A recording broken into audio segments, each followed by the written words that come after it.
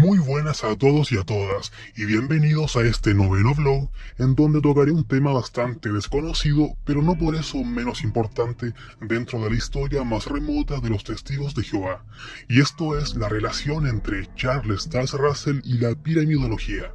Este tema puede sonar un tanto irrisorio, especialmente para algún miembro actual de los testigos de Jehová, pero creo que es un tema muy importante de analizar, y por lo mismo no lo dejaré pasar. Para comenzar tenemos que entender qué es la piramidología, y la verdad es que no es otra cosa que el conjunto de especulaciones pseudocientíficas con respecto a las pirámides. Principalmente se hace hincapié a la necrópolis de Giza en Egipto, destacando por supuesto a la Gran Pirámide de Giza.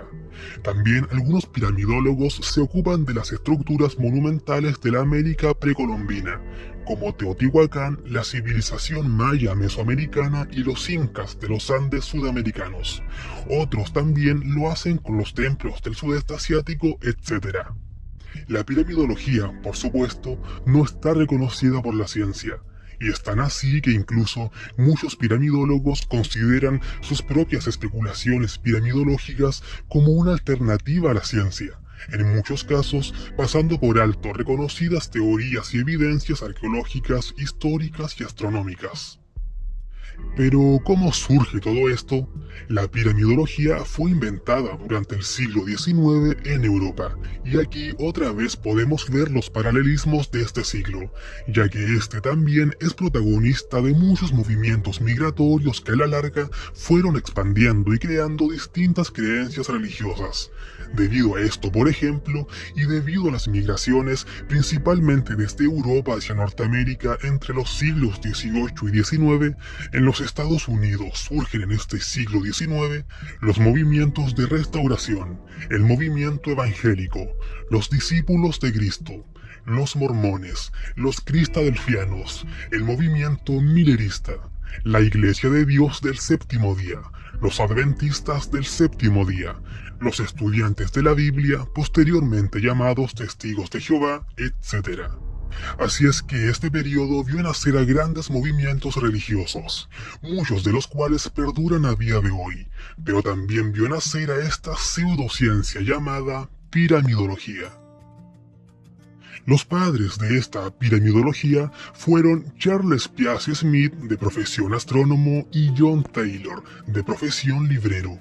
Ellos se centraron principalmente en las pirámides egipcias, en particular en la Gran Pirámide de Giza, y pretendían demostrar que esta, además de ser una gran obra arquitectónica milenaria, era además un calendario universal, repleto de profecías, algunas ya cumplidas y otras aún por cumplirse. En 1859, Taylor publica el libro La Gran Pirámide, por qué se construyó y quién la construyó, y en 1864, Piazzi Smyth publica el libro Nuestra herencia en la Gran Pirámide, en el que exponen algunas de las medidas de la Gran Pirámide y sus propias determinaciones cronológicas. Con el tiempo y a medida que esta pseudociencia evolucionaba, nuevos piramidólogos fueron abordando más el tema, llegando a centrarse en pirámides de otras partes del mundo. Está de más decir que la piramidología no es para nada compartida por la comunidad científica, que considera sus hipótesis como sensacionalistas, inexactas y totalmente carentes de algún tipo de análisis empírico ni aplicación alguna al propio método científico. A pesar de esto, y como suele suceder con la inmensa mayoría de nuevas corrientes que comienzan a surgir, no pasaría mucho tiempo para que la piramidología fuera llevada al público en general, y principalmente se hizo a través de la literatura, y tiene sentido, porque durante aquella época, sin radio, televisión o internet, los libros jugaban un papel fundamental en la transmisión de nuevos conocimientos. Con el tiempo, la piramidología se dividiría principalmente en tres grandes grupos: las teorías pseudoarqueológicas, las teorías numerológicas y el poder piramidal. Y sí, era solo cuestión de tiempo para que la piramidología comenzara a tomar protagonismo también dentro del mundo religioso, principalmente en algunos de aquellos grupos conformados durante aquel mismo siglo XIX en los Estados Unidos. Pero, ¿cómo pudo ser esto posible? Volvamos al génesis del asunto. En aquel libro de Taylor de 1859, este plantea que el arquitecto y diseñador de la Gran Pirámide de Giza no habría sido egipcio, sino que habría sido el mismísimo Noé. Además, se le atribuye supuestamente haber descubierto la presencia del número pi en las medidas de la Gran Pirámide, cuyo hallazgo siempre se había pensado que era de origen griego. Taylor muere en julio de 1864 y con los años, Piazzi Smyth, además de continuar sus pasos, acepta la idea de que incluso el arquitecto y diseñador de la Gran Pirámide pudo ser también el rey Melquisedec. Además, considera que el pueblo anglosajón provendría de la cultura egipcia, debido a similitudes en sus sistemas de medición. El astrónomo creía que la medida egipcia empleada en la Gran Pirámide era un codo piramidal de 63.435 centímetros, que se dividía en 25 pulgadas piramidales de 2.537.4 centímetros cada una. Curiosamente, y debido a la similitud, los piramidólogos emplean por extensión la pulgada inglesa de 2.54 centímetros para realizar sus experimentos. Además, argumentaba que aquella misma medida, la pulgada piramidal, fue la utilizada para la construcción del Arca de Noé y del Arca de la Alianza de Moisés. Por otro lado, además de la supuesta presencia del número pi, el astrónomo cree que la pirámide guarda de manera codificada la duración de los años, la circunferencia de la Tierra y la distancia al Sol. Así es que en las medidas de los pasadizos internos creyó descubrir los planes divinos respecto al mundo. Su título de astrónomo, por lo demás, era garantía para causar credibilidad en las masas de la época. Es por esto que muchos religiosos, al ver los estudios de Piazzi Smyth y la relación entre la pirámide, la cosmología, la Biblia y lo divino, no dudaron en aceptar esta nueva cosmovisión. En junio de 1876, el astrónomo publica un pequeño artículo en donde plantea sus puntos de vista en una revista religiosa titulada Examinando la Biblia. Pero, ¿a quién pertenecía esta revista religiosa? Al señor George Storrs, aquel predicador segundo adventista que junto a Nelson Barbour y George Stetson se convertirían en personajes claves y fundamentales en la vida del joven Charles Taze Russell, y quienes lo influenciarían con un sinfín de doctrinas segundo adventistas. Recordemos que el joven Russell se involucra con la Iglesia segundo adventista y sus doctrinas durante un corto periodo de tiempo, desde 1869 hasta los inicios de la década de 1870, momento en el cual decide crear su propio grupo de estudio. Si bien es cierto que el paso de Russell por los segundo-adventistas no habría sido prolongado, fue suficiente para que se impregnase de aquellas doctrinas segundo-adventistas, las cuales con el transcurso del tiempo iría modificando en su grupo, aunque otras doctrinas fundamentales y más importantes continuarían hasta la muerte de Russell sin mayores desajustes. Durante aquella década de 1870, se podría pensar que el joven Russell sencillamente se aleja de aquel mundo segundo adventista para continuar con su nuevo grupo de manera totalmente independiente. Pero no es así, ya que es en esta década cuando Russell conoce a estos tres escritores y predicadores segundo adventistas, de los cuales hablé en mis blogs 4 y 5. De esta manera, la influencia segundo-adventista hacia Russell se prolongaría por mucho tiempo más, tan así que Nelson Barbour sería socio directo de Russell por unos 2 años. Pero volviendo a la idea principal, Charles Piazzi Smyth publica su artículo en la revista de George Storrs en 1876. Storrs, por su parte, continuaría estudiando y publicando acerca de la Gran Pirámide de Giza y su supuesto significado profético. Esto lo hacía a través de la revista Heraldo de la Vida y el Reino Venidero. Es probable que aquella doctrina piramidológica no fuese aceptada por todo el mundo segundo adventista de la época, pero para Storrs y otros predicadores cobraba bastante sentido. De esta manera, Russell toma aquella doctrina y la aplica posteriormente a su grupo, convirtiéndose particularmente en fiel lector de las publicaciones de Piazzi Smyth. Por otra parte, el teólogo estadounidense y ministro luterano Joseph Seyss también comienza a interesarse en la Gran Pirámide de Giza, y en 1887 publica el libro Milagro en Piedra. Este libro y otras publicaciones de Seyss habrían sido claves también en la posterior doctrina piramidológica de Russell. Respecto al astrónomo Piaz Smith, Russell escribe: aquí, gracias a las medidas muy precisas de todos los pasajes proporcionadas por el profesor Smith, podemos llegar a lo que para nosotros son, con mucho, las características más interesantes del testimonio de este testigo hasta ahora entregado. Este testigo al que hace referencia Russell es precisamente la Gran Pirámide de Giza, y para eso se basa en dos textos de la Biblia, Isaías 19 y Jeremías 32, los cuales hablan de un altar en medio de la tierra de Egipto, el cual tendría que servir como señal y testimonio hasta nuestros días. Respecto a esto vuelve a escribir: en aquel día habrá un altar al Señor en medio de la tierra de Egipto como señal y como testimonio. No solo Dios mencionó proféticamente la Gran Pirámide en Isaías, sino también en Jeremías 32:20, donde leemos que Él puso señales y prodigios en la tierra de Egipto, hasta el día de hoy.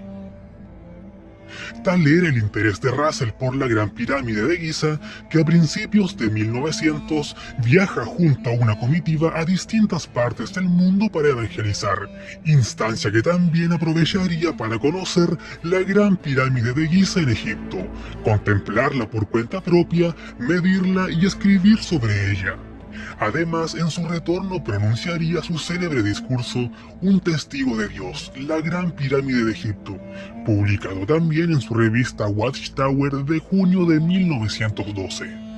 Russell dedicaría un volumen de sus libros Estudios de las Escrituras a sus interpretaciones piramidológicas.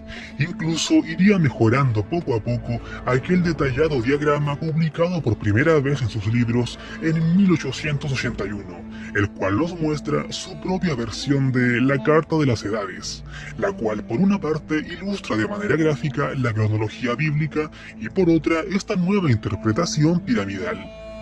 Es importante tener en claro que Russell no fue precursor en ninguno de estos campos, ya que, por un lado, la mayor parte de aquella cronología bíblica le fue influenciada directamente por el segundo adventista Nelson Barbour, quien fue un gran admirador de William Miller, quien años atrás había presentado su propia Carta de las Edades o Carta del Mundo, en la que proponía una serie de hechos, profecías, fechas y cálculos.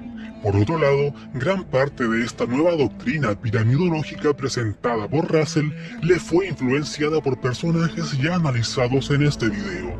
Russell toma todas estas cuestiones doctrinales, muchas de las cuales simplemente comenzaría a reinterpretar. De esta manera y de esta conjunción de elementos, Russell comienza a desarrollar su propia doctrina dentro del grupo Estudiantes de la Biblia, en la que aquellos cálculos bíblicos ya analizados ahora serían corroborados por medio de la Gran Pirámide de Giza. Así, adoptaría y usaría la frase del teólogo Joseph Seyss, refiriéndose a ella como la Biblia en piedra. El pensamiento del astrónomo Piaz Smith era que la Gran Pirámide revelaba una sabiduría que los egipcios simplemente no podían tener, una sabiduría divina que debía de haber sido utilizada bajo la dirección de algún servidor inspirado por Dios. Esto condujo a la hipótesis de que pudo haber sido Noé o Melquisedec. Russell, con los años, concluye que la Gran Pirámide había sido construida por los hebreos, pero no bajo las direcciones de un faraón, sino que bajo la dirección de Dios, pero para ser entendida solo en nuestros días. Otra publicación de él señala: la Gran Pirámide en Egipto es un testigo de todos estos eventos de las edades y de nuestros días, testificando en símbolos. El pasaje descendente de la pirámide bajo Adraconis simboliza el curso del pecado. Su primer pasaje ascendente simboliza la era judía. Su gran galería simbolizaba la era del Evangelio. Su escalón superior simbolizaba el próximo periodo de tribulación, anarquía y juicios sobre la cristiandad. Su cámara del rey, la naturaleza divina de la iglesia vencedora, el Cristo, su cabeza y cuerpo. Su antecámara, la corrección en justicia de la gran compañía, etc. Su cámara de la reina, aquellos de Israel y del mundo que alcancen la restitución. Pero, ¿cómo afectaba la distribución de las distintas cámaras y pasadizos a la doctrina de Russell? En primer lugar, conozcamos el escenario. Tenemos el pasaje de entrada, la bifurcación, el primer pasaje ascendente, la gran galería, la antecámara, la cámara del rey, las cámaras de construcción, el pasaje horizontal, la cámara de la reina, la gruta, el pozo, el pasaje descendente y la cámara subterránea. De acuerdo al libro de Russell, Estudio de las Escrituras, en su volumen 3, particularmente en su capítulo 10, el primer tramo de este pasaje de entrada representaría el camino descendente y en decadencia recorrido por la humanidad. Sin embargo, este camino se divide en dos. Aquí está la bifurcación. El primer pasaje ascendente representaría la dispensación de la ley y la nación de Israel desde su salida de Egipto. Desde este momento, los israelitas se separaron de las naciones del mundo, renunciando a marchar con ellas en su degradación para llegar a ser la nación santa de Dios, sujeta a su ley, y que se propuso seguir un camino ascendente y más difícil que el seguido por el mundo pagano. La longitud de este pasaje ascendente es un poco más larga que la longitud del pasaje de entrada, desde el que se bifurca. Es pequeño, bajo y difícil de subir, pero termina en su extremo superior en un vestíbulo elegante y espacioso, llamado la Gran Galería, cuya altura es 7 veces más grande que la de los pasillos que llevan a ella. Por otro lado, el pasaje descendente, al ser inclinado, sería mucho más fácil de avanzar. Por aquí avanza la gran mayoría de la humanidad, y se dirigen a la cámara subterránea, que representa la gran tribulación, el desastre de todo, el salario del pecado. Esta cámara es la más baja, oscura, hostil y con un piso inacabado. Aquí termina todo.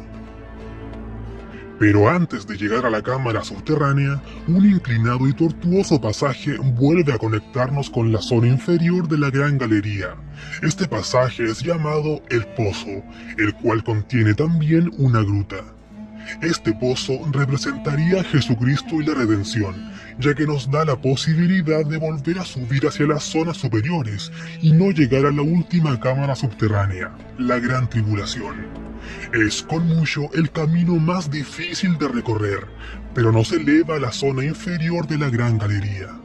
De este modo, este pozo también representaría el rescate, ya que es el único camino por el cual un miembro de la raza condenada pueda llegar a alcanzar la gran provisión del plan de Dios, la vida eterna.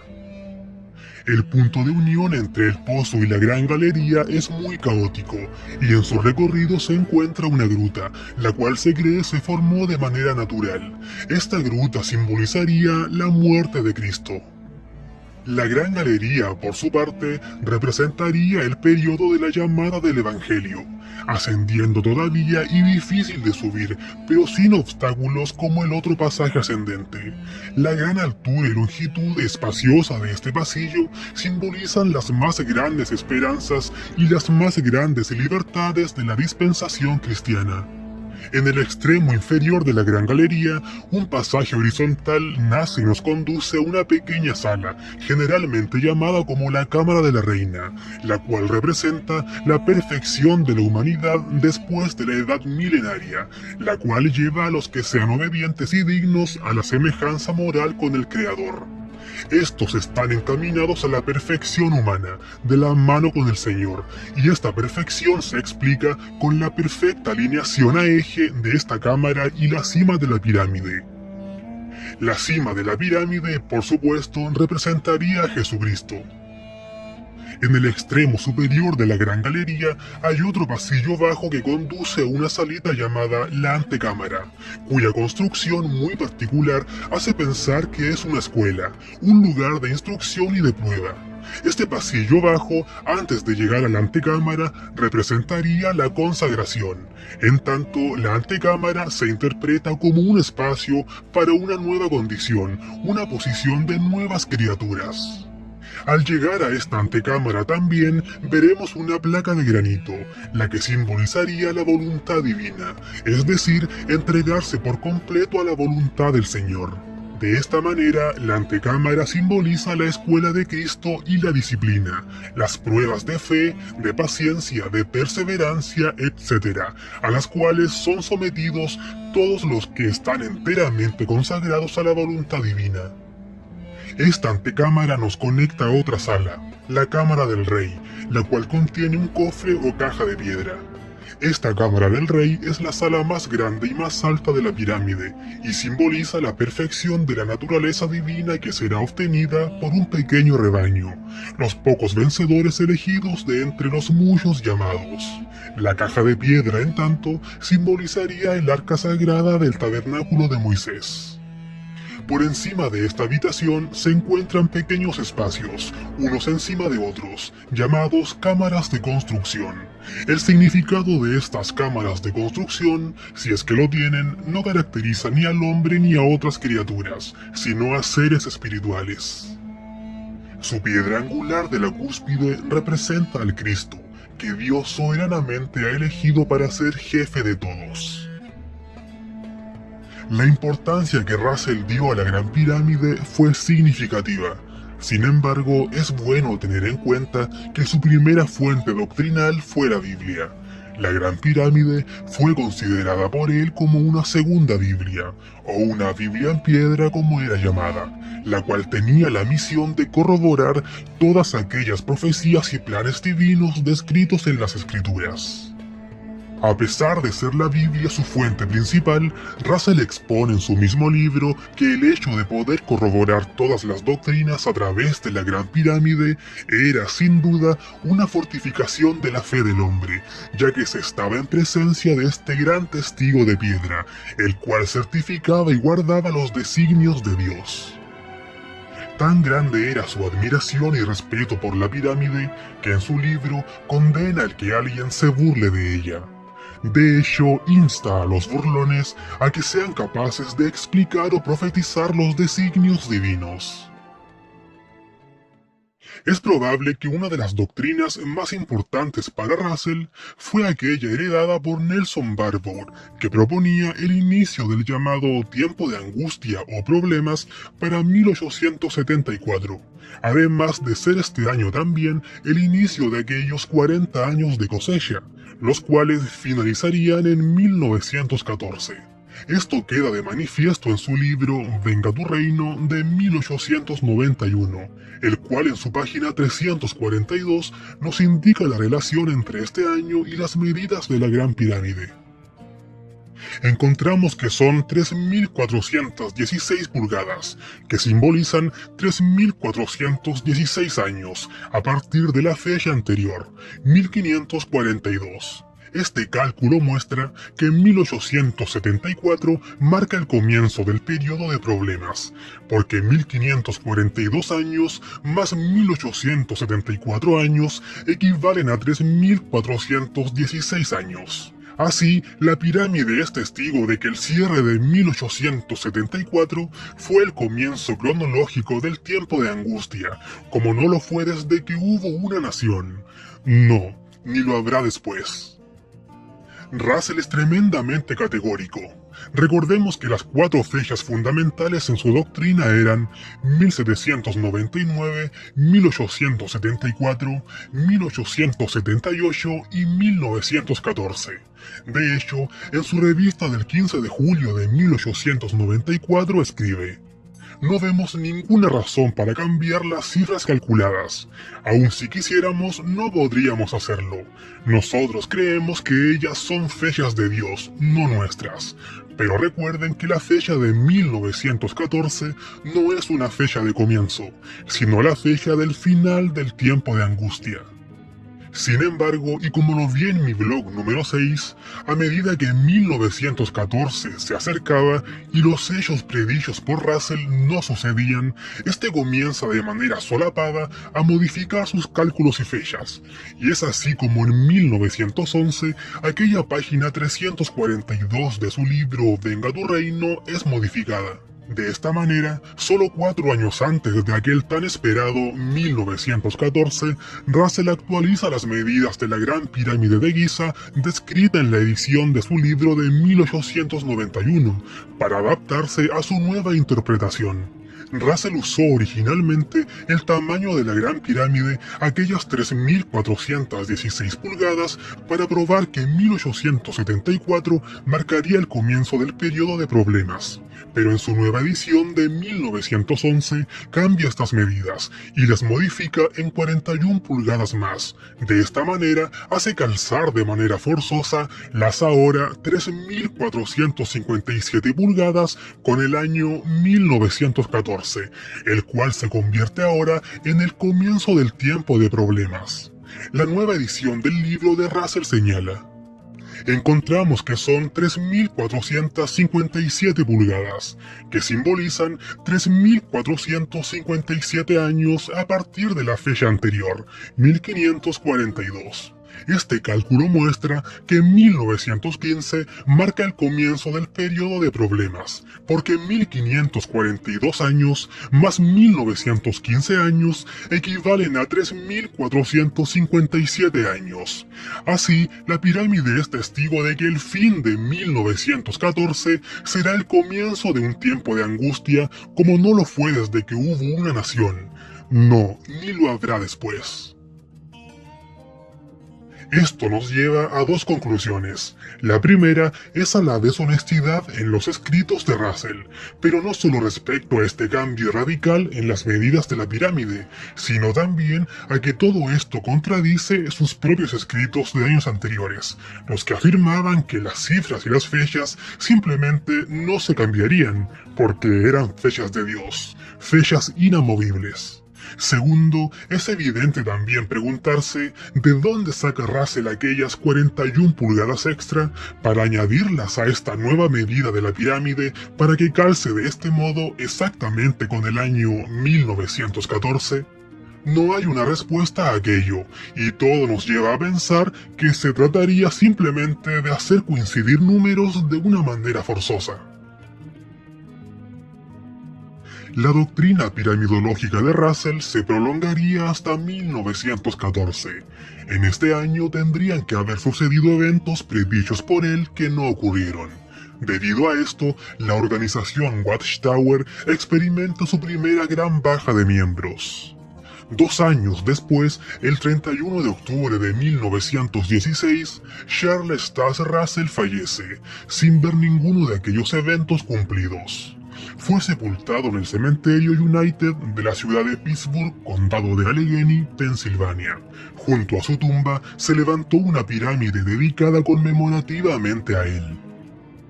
El libro Los Testigos de Jehová, proclamadores del reino de Dios, en su página 64, hace alusión a la muerte de Russell. Sin embargo, omite el monumento piramidal. La doctrina piramidológica continuaría, ahora bajo el liderazgo de Joseph Rutherford. Una atalaya de 1922 señala: en los pasajes de la Gran Pirámide de Giza, el acuerdo de una o dos medidas con la cronología de la verdad presente puede parecer accidental, pero la correspondencia de docenas de medidas demuestra que el mismo Dios diseñó tanto la pirámide como el plan. En 1923, la sociedad Watchtower sacaría una nueva edición de uno de los libros Estudio de las Escrituras, saga que Russell había comenzado muchos años antes. En esta nueva edición se vuelve a hacer alusión a la Gran Pirámide de Giza. Otra atalaya de 1925 dice: en la Gran Pirámide de Egipto, de pie como testigo silencioso e inanimado del Señor, hay un mensajero, y su testimonio habla con gran elocuencia acerca del plan divino. Al parecer, la doctrina piramidológica de Russell continuaba más viva que nunca. Sin embargo, 3 años después, en 1928, las cosas darían un giro drástico. En una atalaya, Rutherford señala: entonces Satanás puso su conocimiento en piedra, que puede llamarse la Biblia de Satanás, y no al testimonio de piedra de Dios. Al erigir la pirámide, por supuesto, Satanás pondría algo de verdad en ella, porque ese es su método de practicar el fraude y el engaño. Esto parece no tener sentido. ¿Cómo es posible que ahora se satanice una pirámide que hace solo 3 años se santificaba? ¿Cómo es posible que en 1916 Russell continuara considerando a la Gran Pirámide como una Biblia en piedra y el testigo de Dios en la tierra, y ahora, a 12 años de eso, Rutherford la considere como la Biblia de Satanás, fraudulenta y engañosa? ¿Estaba acaso Rutherford insinuando que Russell, el fundador de la religión, fue guiado por Satanás para promover esta enseñanza? Resulta asombroso el cómo una doctrina tan arraigada en la organización sufre una metamorfosis tan drástica en tan pocos años. Otra atalaya de 1928 dice: lamentamos haber creído y haber dedicado algún tiempo al estudio de la pirámide de Giza. No solo abandonamos ahora ese estudio, sino que oramos a Dios para que nos perdone por haber dedicado tiempo a esto, y podemos redimir el tiempo apresurándonos a obedecer sus mandamientos. A partir de ahora, la organización no volvería a usar la doctrina piramidológica de Russell. En 1993, el libro Proclamadores, en su página 201, confirma el rechazo de los hoy testigos de Jehová hacia esta doctrina de Russell. Sin embargo, las mismas publicaciones de la organización han dicho que Charles Taze Russell fue usado por Dios y guiado por el Espíritu Santo de éste para llevar a cabo sus designios. Es razonable creer que por 35 años, una persona bajo el Espíritu Santo de Dios, como lo describe la organización, escribiera e influenciara a miles de personas con una doctrina que años más tarde sería catalogada como una falsedad satánica por esta misma organización. ¿Quién miente en esta historia? Un fuerte abrazo. Gracias por ver el video y cuestiónalo todo. Adiós.